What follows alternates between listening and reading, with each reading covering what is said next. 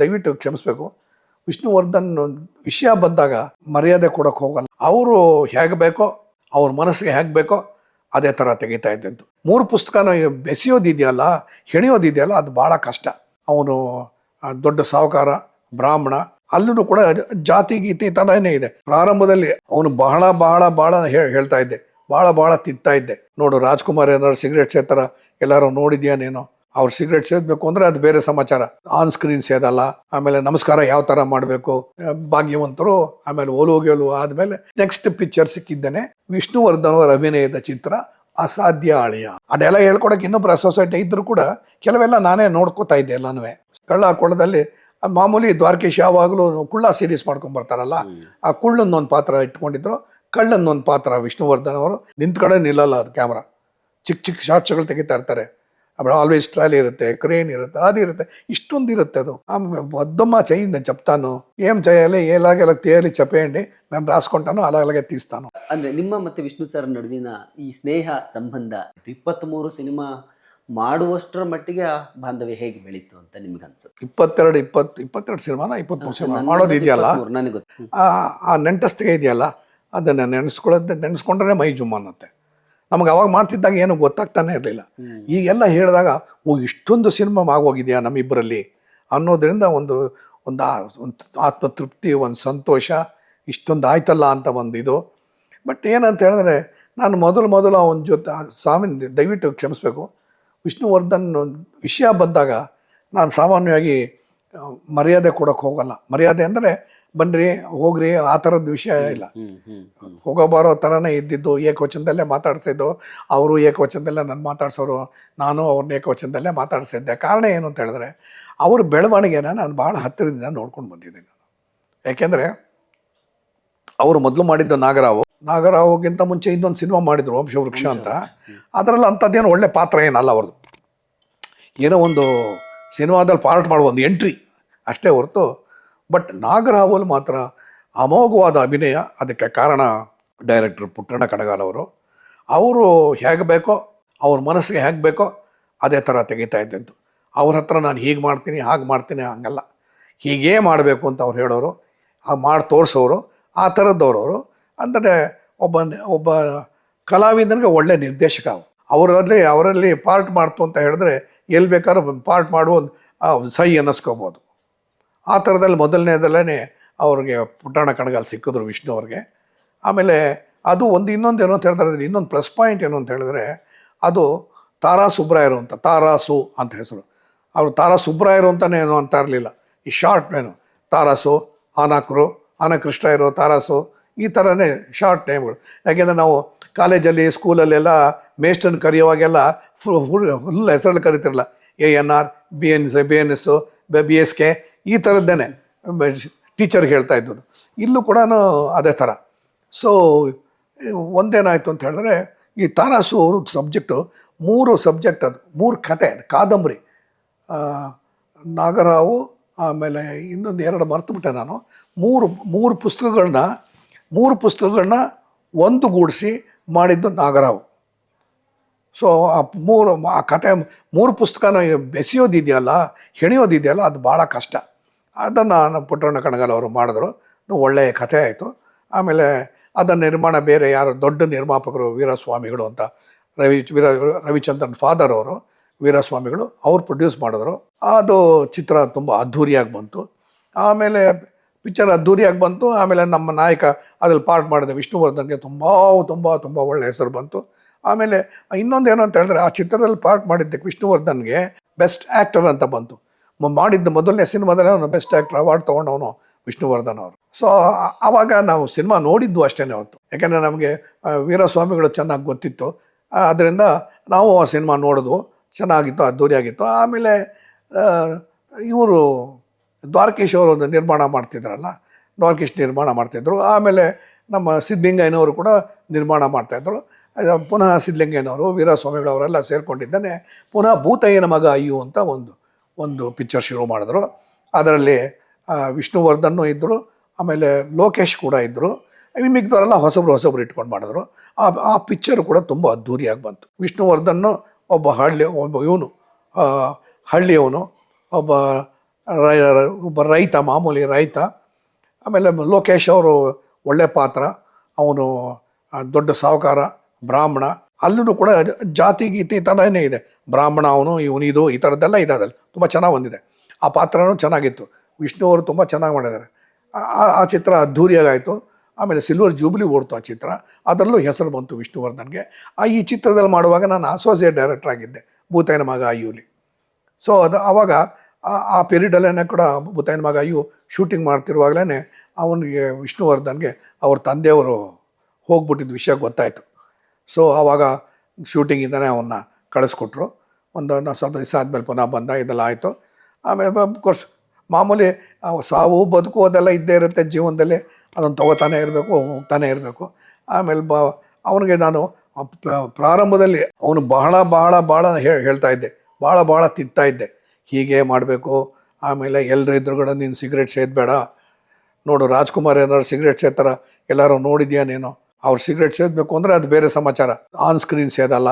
ಆಮೇಲೆ ನಮಸ್ಕಾರ ಯಾವ ಥರ ಮಾಡಬೇಕು, ಬರೀ ಕೈ ಎತ್ತಿ ಹಿಂಗೆಲ್ಲ ಮಾಡೋದು, ನಮಸ್ಕಾರ ಮಾಡಬೇಕು ಅಂದರೆ ಹಿಂಗೆ ಮಾಡಬೇಕು, ಅವನ್ನ ಯಾರು ನೋಡಬೇಕು ಅಂತ ಪ್ರೀತಿ ಭಾವದಿಂದ ನೋಡಬೇಕು.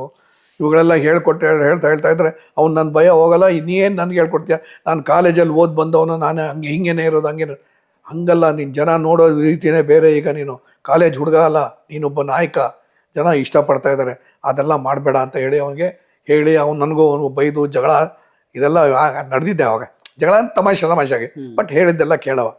ಸೊ ಅವ್ನ ಬೆಳವಣಿಗೆನ ನಾನು ಆವಾಗಿಂದ ನೋಡಿದವನು ನಾನು. ಆಮೇಲೆ ಯಾವಾಗ ನಾನು 2 ಚಿತ್ರ ಆಯಿತು, ನಂದು ಭಾಗ್ಯವಂತರು, ಆಮೇಲೆ ಓಲೋಗೆಲು ಆದಮೇಲೆ ನನಗೆ ನೆಕ್ಸ್ಟ್ ಪಿಕ್ಚರ್ ಸಿಕ್ಕಿದ್ದೇನೆ ವಿಷ್ಣುವರ್ಧನ್ ಅವರ ಅಭಿನಯದ ಚಿತ್ರ ಅಸಾಧ್ಯ ಅಳಿಯ. ಯಾವಾಗಲೂ ಸಾಮಾನ್ಯವಾಗಿ ನಾಯಕರಿಗೆ ಚಿಕ್ಕ ವಯಸ್ಸೇ ಇರುತ್ತೆ. ಸ್ಟಾರ್ಟ್ ಅಂತ ಹೇಳೋಕ್ಕೇನೆ ಅದಕ್ಕಿಂತ ಮುಂಚೆ ಅಣ್ಣವರು 166 ಚಿತ್ರಗಳಿಗೆ ಅಭಿನಯಿಸ್ಬಿಟ್ಟಿದ್ರು. 166 ಚಿತ್ರಗಳು ಅಭಿನಯಿಸಿದ್ದಾರೆ ಅಂದರೆ ನನ್ನ ಮೊದಲನೇ ಹೆಜ್ಜೆ ರಾಜ್ಕುಮಾರ್ ಅವರು 166 ಹೆಜ್ಜೆ ಮುಂದೆ ಹೊರಟೋಗಿದ್ದಾರೆ. ಸೊ ಅವ್ರನ್ನ ಹಿಡಿಯೋಕ್ಕಾಗೋದೇ ಇಲ್ಲ. ಸೊ ಆ ಥರದಲ್ಲಿ ನಾನು ಈಗ ನನ್ನ ಜೀವನ ಪ್ರಾರಂಭ ಮಾಡ್ತಾ ಇದ್ದಿದ್ದು ಆವಾಗ. ಸೊ ಅಂಥದ್ರಲ್ಲೂ ಕೂಡ ಏನು ಧೈರ್ಯವಾಗೇ ಇದ್ದೆ, ಏನು ಮಾಡಿದೆ ಅವೆಲ್ಲ ಏನು ಯೋಚನೆ ಇಲ್ಲ ನನಗೆ. ಯಾಕೆಂದರೆ ಪ್ರತಿಯೊಂದು ಪಿಕ್ಚರ್ಲು ರಾಜ್ಕುಮಾರ್ ಜೊತೆ ನಾನು ಅಸೋಸಿಯೇಟ್ ಆಗಿ ಕೆಲಸ ಮಾಡ್ತಾ ಇದ್ದೆ. ಅಲ್ಲೂ ಡೈಲಾಗ್ ಹೇಳು, ಇಲ್ಲೂ ಹೇಳೋದು, ಆಮೇಲೆ ಪುನಃ ಇಲ್ಲಿ ಬಂದಾಗಲೂ ಹೆಚ್ಚು ಕಮ್ಮಿ ಅದೇನೇ ಇರೋದು. ಆ ಡೈಲಾಗ್ ಹೇಳ್ಕೊಡೋಕೆ ಇನ್ನೊಬ್ಬರು ಅಸೋಸಿಯೇಟ್ ಇದ್ದರೂ ಕೂಡ ಕೆಲವೆಲ್ಲ ನಾನೇ ನೋಡ್ಕೋತಾ ಇದ್ದೆ ಎಲ್ಲನೂ. ಸೊ ಆ ಥರದಲ್ಲಿ ಅದು ಮುಗೀತು. 2 ಚಿತ್ರ ಅಣ್ಣವ್ರ ಜೊತೆ ಕೆಲಸ ಮಾಡಿದ್ದು ಆಯಿತು, ಆಮೇಲೆ ಡೈರೆಕ್ಷನ್ನೂ ಮಾಡಿದ್ದಾಯಿತು. ಒಂದು ರೀತಿ ತುಂಬ ಧೈರ್ಯನೂ ಬಂತು. ಯಾಕೆಂದರೆ ರಾಜ್ಕುಮಾರ್ ಜೊತೆ ಕೆಲಸ ಮಾಡೋದಿದೆಯಲ್ಲ, ಅದು ಪುಣ್ಯ. ಅದು ಎಲ್ರಿಗೂ ಆ ಅವಕಾಶ ಸಿಗಲ್ಲ. ಸಿಕ್ಕಿದ್ದ ನನ್ನ ಭಾಗ್ಯ. ಮೊದಲು 2 ಚಿತ್ರಗಳು ಕೂಡ, ಆಮೇಲೆ 2 ಚಿತ್ರ ಆಯಿತು. ಆಮೇಲೆ ಒಂದು ಹೊಸ ಜೀವನ ಪ್ರಾರಂಭ ಆಯಿತು. ಇದುವರೆಗೂ ನಮಗೆ ಅಸೋಸಿಯೇಟಾಗಿ ಕೆಲಸ ಮಾಡಿ ಅಸೋಸಿಯೇಟಾಗಿ ನಾವೇನು ಸಂಬಳ ತಗೋತಿದ್ವೋ ಅದ್ರ ಮೇಲೆ ಡಿಪೆಂಡ್ ಆಗ್ತಾಯಿತ್ತು. ಈಗ ಹಂಗಲ್ಲ, ಡೈರೆಕ್ಷನ್ ಮಾಡುವಾಗ ನಮ್ಮ ಹೆಸರು ಮೇಲ್ಗಡೆ ನಾವು ಇನ್ಮೇಲೆ ಇನ್ಕಮ್ ತೊಗೋಬೇಕು. ನಮ್ಮ ಸಂಬಳ ನಮ್ಮ ಡೈರೆಕ್ಷನ್ ಮೇಲೆ ಅದು ನಿಗದಿ ಆಗುತ್ತೆ. ಸೊ ಆ ಥರದಲ್ಲಿ ಮೊದಲು 2 ಸಿನಿಮಾ, ಒಂದು ದ್ವಾರಕೀಶ್ ಅವ್ರದ್ದು ನಿರ್ಮಾಣ, ಅದರಲ್ಲೇನೋ ತೊಂದರೆ ಇಲ್ಲ, ಹಣಕಾಸು ಸರಿಯಾಗಿ ಬಂದ್ಬಿಡ್ತು. ಅವತ್ತಿನ ದಿವಸ ನನಗೆ ಅಮೌಂಟ್ ಸಿಕ್ಕಿದ್ದು ಕಮ್ಮಿ ಆದರೂ ಪರವಾಗಿಲ್ಲ, ತೃಪ್ತಿ. ಯಾಕೆ ಅಂತ ಹೇಳಿದ್ರೆ ಒಂದು ಬಡ್ತಿ ಸಿಕ್ತು ನನಗೆ. ಇದುವರೆಗೂ ಅಸೋಸಿಯೇಟ್ ಆಗಿದ್ದವನು ಇವತ್ತಿನ ದಿವಸ ಡೈರೆಕ್ಟರ್ ಅದೇ. ಇದು ಡೈರೆಕ್ಟರ್ ಬರ್ತಾ ಇದ್ದಾರೆ ನೋಡೋ, ಡೈರೆಕ್ಟರ್ ಬಂದ್ರ ಅಂತ ಕೇಳ್ತಾರೆ. ಅವಾಗೆಲ್ಲ ಭಾರ್ಗವ ಬಂದ್ರ ಅಂತ ಕೇಳೋರು, ಅಸೋಸಿಯೇಟ್ ಅಂತ ಹೇಳ್ತಾ ಇರಲಿಲ್ಲ, ಒಬ್ಬ ಹೆಸರು ಹಿಡಿದು ಕರೆಯೋರು. ಈಗ ಯಾವಾಗ ಡೈರೆಕ್ಟರ್ ಆಗ್ಬಿಡ್ತೋ ಅದು ಪಟ್ಟ ಸಿಕ್ಬಿಡುತ್ತೆ ನಮಗೆ, ಡೈರೆಕ್ಟರ್ ಅಂತ. ಸೊ ಆ ಡೈರೆಕ್ಟ್ರ್ ಪಟ್ಟ ಸಿಕ್ಕಿದ್ರೆ ಆ ಡೈರೆಕ್ಟ್ರ್ ಪಟ್ಟ ಉಳಿಸ್ಕೊಳ್ಳೋದಿದೆಯಲ್ಲ ತುಂಬ ಕಷ್ಟ. ಬರೀ ಸ್ಟಾರ್ಟ್ ಆ್ಯಕ್ಷನ್ ಕಟ್ಟಲ್ಲಿ ಇರಲ್ಲ, ಅದು ಪೂರ್ತಿ ಬೆಳವಣಿಗೆ, ಕತೆ ಬೆಳವಣಿಗೆ, ಆಮೇಲೆ ಒಡನಾಟ, ಬೇರೆಯವ್ರ ಜೊತೆ ಹೋಗೋದು, ಈಗ ಭಾಳ ಕಷ್ಟ ಇರುತ್ತೆ. ಅದು ಸ್ಕ್ರಿಪ್ಟ್ನ ಜೊತೆಗೆ ಕರ್ಕೊಂಡು ಹೋಗ್ತಾ ಇರಬೇಕು, ಎಲ್ಲರೂ ಕರೆಕ್ಟಾಗಿ ಮಾಡ್ತಾ ಇದ್ದಾರೆ ಅಂತ ನೋಡಬೇಕು, ಬಂದಿದೆಯಾ ಅಂತ ಸರಿಯಾಗಿ ನೋಡಬೇಕು, ಬಂದಿದ್ದನ್ನು ಎಡಿಟಿಂಗ್ ಮಾಡಿಸ್ಕೋಬೇಕು. ತುಂಬ ಜವಾಬ್ದಾರಿಯುತವಾದ ಕೆಲಸ ಒಬ್ಬ ನಿರ್ದೇಶಕಂತ. ಅದರಲ್ಲಿ ಎಷ್ಟು ಮಟ್ಟಿಗೆ ನಾವು ಪಾಸ್ ಆಗ್ತೀವೋ ಫೇಲ್ ಆಗ್ತೀವೋ ಅದು ನಮ್ಮ ಹಣೆಯಲ್ಲಿ ಬರೆದಿತ್ತು, ಅಲ್ಲಿ ಬ್ರಹ್ಮ ಬರೆದು ಕಳಿಸ್ಬಿಟ್ಟಿರ್ತಾನೆ. ಸೊ ಆ ಥರದಲ್ಲಿ ಒಬ್ಬ ಡೈರೆಕ್ಟ್ರ್ ಹಣೆ ಬರೆದಿರುತ್ತೆ. ಸೊ 2 ಪಿಕ್ಚರ್ ಆಯಿತು ನಂದು, ಅಣ್ಣ ಅವ್ರದ್ದು ಒಳ್ಳೆ ಹೆಸರು ಬಂದಿತ್ತು. ನನಗೆ 3ನೇ ಪಿಕ್ಚರು ವಿಷ್ಣುವರ್ಧನ್ ಅವ್ರದ್ದು ಬಂತು. ವಿಷ್ಣುವರ್ಧನ್ ಜೊತೆ ನಾನು ಮೊದಲೇ ಬಳಕೆ ಇತ್ತು. ಯಾಕೆ ಅಂತ ಹೇಳಿದ್ರೆ ನಾನು ಇನ್ನೊಂದು ಪಿಕ್ಚರ್ ಮಾಡಿದ್ದೆ, ಅದು ಹೇಳಲಿಲ್ಲ, ಕಳ್ಳ ಕುಳ್ಳ ಅಂತ ಒಂದು ಸಿನಿಮಾ.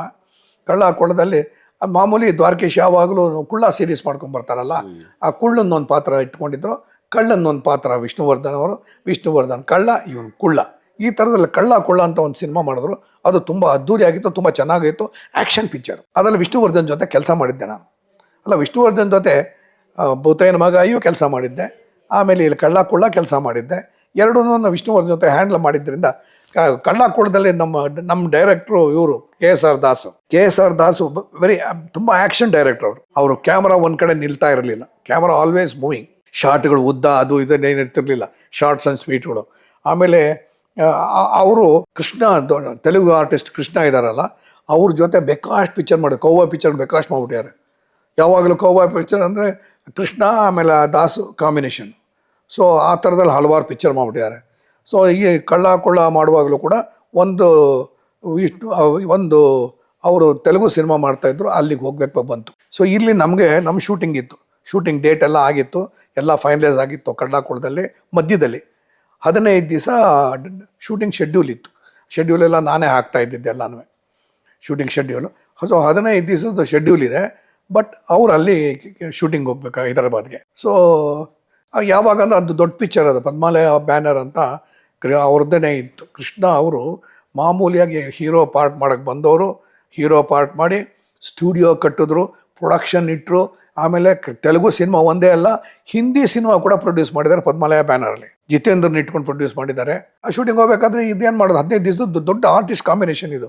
ಸೊ ಏನು ಮಾಡೋದು ಅಂದಾಗ ಯಾರನ್ನು ಇಟ್ಕೊಂಡು ಬೇರೆ ಯಾರನ್ನಾರು ನೋಡೋ ಏನು ಮಾಡಿದ್ರೆ ಡೈರೆಕ್ಟ್ರನ್ನ ಕೇಳಿದ್ರು.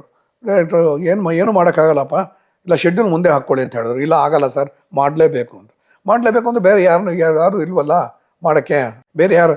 ಆಮೇಲೆ ಡೈರೆಕ್ಟ್ರ್ ಹೇಳಿದ್ರು, ಇಲ್ಲ ನೀವು ಒಂದು ಕೆಲಸ ಮಾಡಿ, ಪ್ರೊಡ್ಯೂಸರ್ಗೆ ಹೇಳಿದ್ರು, ನನ್ನ ಡೈರೆಕ್ಷನ್ ಚೆನ್ನಾಗಿ ಭಾರ್ಗವನಿಗೆ ಗೊತ್ತು, ಅವನು ಹ್ಯಾಂಡಲ್ ಮಾಡ್ತಾನೆ, ಅವನ್ನ ಇಟ್ಕೊಂಡು ನೀವು ಶೂಟಿಂಗ್ ಮಾಡಿ 15 ದಿವಸ ಅಂದರು. ನನ್ನ ಕೇಳಿದ್ರು, ನಾ ಮಾಡಲ್ಲ ಅಂತ ಹೇಳಿದೆ. ಯಾಕೆ ಅಂತ ಹೇಳಿದ್ರೆ ನಾನು ಒಂಥರ ಸೆಂಟಿಮೆಂಟಲ್ಲಾಗಿ ಎಮೋಷನಲ್ ಆಗಿದ್ದವನು. ಆ ಥರ ಪಿಕ್ಚರಲ್ಲಿ ಮಾಡಿರೋದು ನಾನು, ಭಾಗ್ಯವಂತರು ಅದು ಇದು ಮಾಡಿರೋದು. ಇದೆಲ್ಲ ಆಗಲ್ಲ, ನಾನು ಮಾಡೋಕ್ಕಾಗಲ್ಲ, ಬೇಡ ನನಗೆ.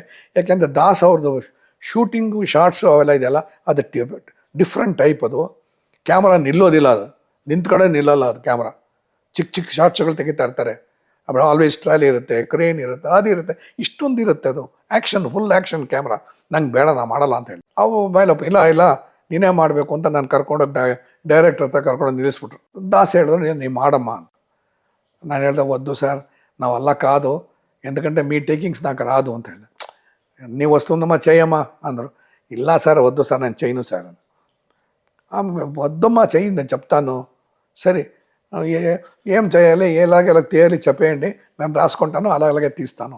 నేనేను చెప్పను, నీకేం కావాలో అది తీ, అంతే, ఎడిట్ చేసుకో, చూడు, ನೀವು ಬಾగా చేస్తావని ನಂಬಿಕೆ ఉంది, ಬೇಡ ಹೋಗು ಅಂತ ಅಂದ್ಬಿಟ್ರು. ಹೇಗೆ ಏನು ತೆಗಿಬೇಕು, ಏನು ಮಾಡಬೇಕು ಎಲ್ಲ ಏನು ಹೇಳೋದ. ನೀ ಪ್ರೋಗ್ರಾಮ್ ಹಾಕಿದೆಯಲ್ಲ, ಆ ಪ್ರೋಗ್ರಾಮ್ ಪ್ರಕಾರ ನೀವು ಮಾಡ್ಕೊ ಹೇಳ್ತೀನಿ ಅಂತಂದ್ಬಿಟ್ಟು. ಸೊ 15 ದಿವಸದಲ್ಲಿ ನಾನು ಫೈಟಿಂಗು, ಸಾಂಗು, ದೊಡ್ಡ ಸೀನ್ಗಳು ಎಲ್ಲ ದೊಡ್ಡ ವಿಲನ್ಗಳೆಲ್ಲ ಇದ್ದರು, ಎಲ್ಲ ಸೀನ್ಗಳು ತೆಗೆದು 15 ದಿವಸ ಮಾಡಿದೆ ನಾನು.